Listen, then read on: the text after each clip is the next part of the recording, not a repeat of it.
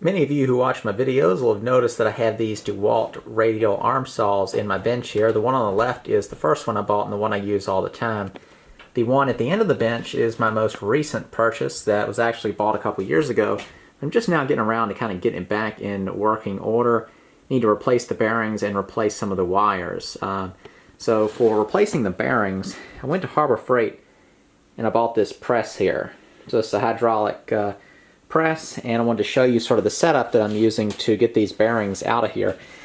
One thing you have to be careful of, let me let this focus, is that fan. That is pressed onto the shaft as well. So if I pressed on the outside of that fan, as in if I just put like a bearing puller on here, it would just break that fan. Down underneath, let me just describe to you what I've got. So I've got the arbor going straight up and down. These two pieces of plywood were ripped to the same width, and then I've got this machinist clamp right here going right around the sort of the base of that fan, so it's pushing on the part that slides over the shaft, and then the bearing of course is pressed onto the shaft as well.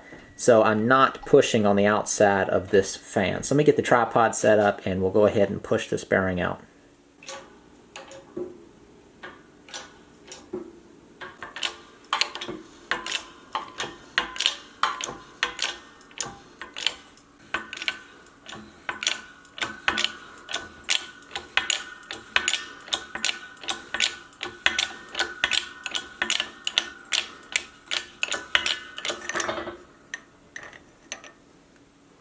This is the back side of the fan, so the part that I was pushing on was that inner part there, instead of these outside pieces, which would have probably just broke those little fins. So that was the first bearing and the fan. Now I need to pull this other bearing off. This is a smaller one, and for that I could use the hydraulic press, or I could use this bearing puller here. The way this bearing is a little bit tricky, though. It's shaped funny. You can see that it's got these, like, I don't know, it's just not a flat bearing on the side. I don't know if you call that the races or whatever. These parts that kind of will cover up the races are kind of cone shaped a little bit. So I can only grab on the outside of the bearing, and I don't know how tight this bearing is. If I pull on it, I might just break the bearing. The bearing's not in bad shape. It's just starting to get a little tight. It's not loose. So I'm thinking that it'll be fine. I'll pull it off. So I'm going to probably snug up on it. If it doesn't, I'll have to somehow get in there and support as far close to the shaft as I can, and then press the shaft out.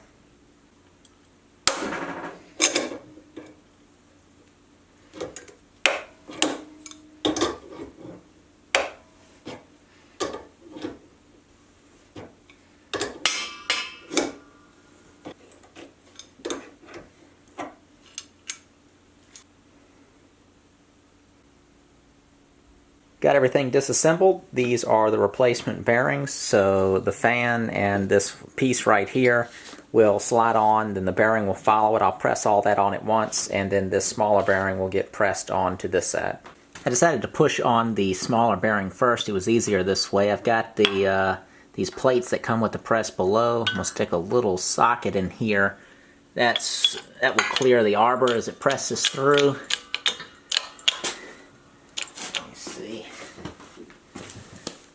And we're just going to press this until it bottoms out.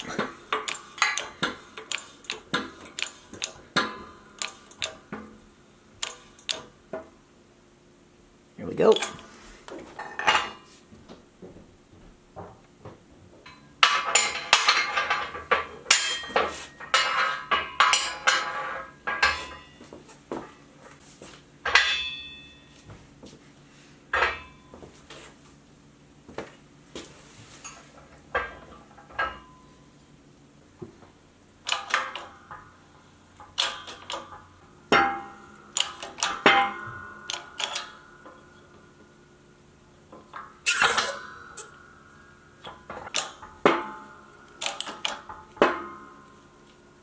Everything's pressed on now,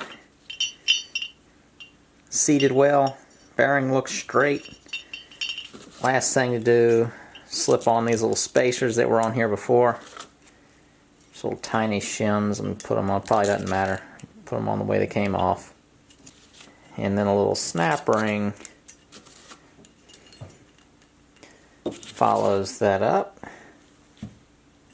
These are just snap ring pliers.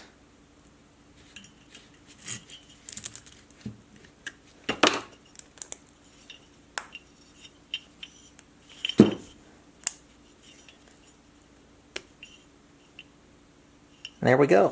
So that's the bearings replaced. Now I just need to replace the wires and get everything reassembled.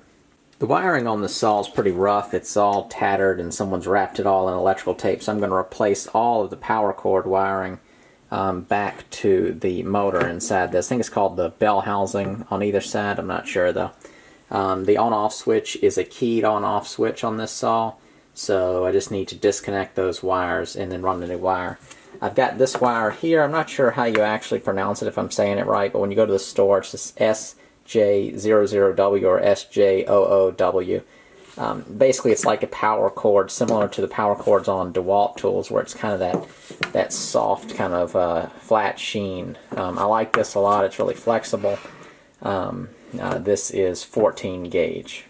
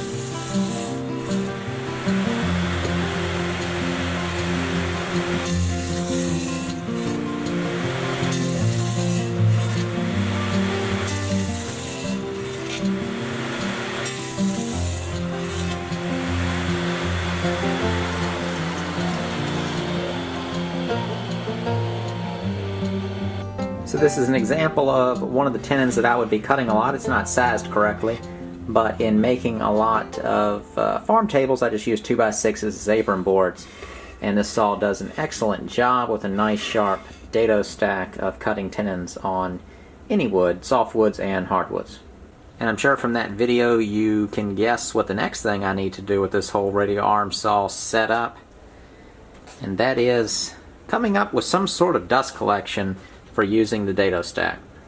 On my saw with the single blade, I've come up with a pretty simple solution. The reason there's dust back there right now is because I was too lazy to turn it on. But basically it's just a real simple little hood, and this fits behind the where the blade exits the fence. My fences are held down with these knobs, so I can adjust my fences this way. The masonite that I have here is squared to the blade, and then this fence goes up against the masonite, so I can shift them side to side and adjust the gap in the fence. So I can use a dado stack on this as well, or a real thin curved blade. I can even put them together and then cut through them for just a completely zero tolerance backstop, the fence itself. So this right here is just made from some Luan. You can see I've cut into this one with my dado stack, so I'm going to remake one for this that's just got the single blade, and then I'll make one to fit over there. It's a little different setup over there. And then what I've got it set up to do, give me a second, this is the end of my dust extractor hose. So this is a Bosch dust extractor. I'll put the link in the description if you're curious. So with the attachment slipped off the end, I can just put that in there, and then once you turn it on, this thing sucks itself down to the table pretty good. So it's pretty simple. Most of the dust shoots back and gets sucked right in. It is really tricky to do a total dust collection on something like a radial arm saw or miter saws and stuff, but this does an excellent job. And then I've kind of got it paired up with this. This is a Jet, it's called an AFSB 1000 or something like that. AFS 1000B. It's a pretty powerful, good sized dust extractor. I mean air filter for the shop. So that's that. I'm thinking what my plan is actually going to be is to do a separate, you can see my external wiring with the boxes and the conduit. I'm going to run a separate conduit just for these saws, and then maybe have it wrap around that way, and I'm going to run a wire through that. It'll come down, and basically an extension cord will come out of one of these work boxes and plug into my dust extractor, and then I'm going to have that go up and hook into a dust collection pipe that will go over to this saw and to that saw, and I can just turn one saw off. Basically be a gate on the back side of, on the opposite side of wherever the dust hood is. So that's sort of my idea, and then by having those separate outlets, each saw will plug into that outlet, and when I turn the saw on, it'll automatically turn this on. I won't have to walk over here, flip this on, then walk back to the saw to make my cuts. So that's my plan, and I think that's a good enough dust collection for me. Hope this video was enjoyable and then perhaps useful to some of you out there working on these older Dewalt radial arm saws. Again, this one is a Dewalt MBF. It's the smaller one they made. It's a great saw. I highly recommend it if you can find them on Craigslist. I think a good price for one is that's going to depend on what your plan is, what your use for the saw is. For me, if I really wanted one, I'd pay $150 for it, or whatever you kind of needed to pay for it. Paid $75 for each one of mine, so $150 total for both of them. But you know, if you're paying $100, $125 and you really wanted one, big deal. You know, you get a lot out of a saw like this, especially if you're using it a lot. Even if you're not making money off of it, if you're using it a lot, you're going to get a lot of value out of it. So let me know if you've got any good ideas, good accessories that you use on these saws, or just general Dewalt radial arm saw talk. I like talking tools, so feel free to make a comment. If you'd like to see more, check out my channel, The Homestead Craftsman. I also have a website, thehomesteadcraftsman.com, and I have a whole other channel where I'm renovating houses, and in the future I'm going to do some really simple DIY home-related things as well. My shirt with the hand plane on it, you can see that along with other things down in the description below. There'll be a lot of links to different things that are sort of related to the content you're seeing here. Thanks for watching. See you next time.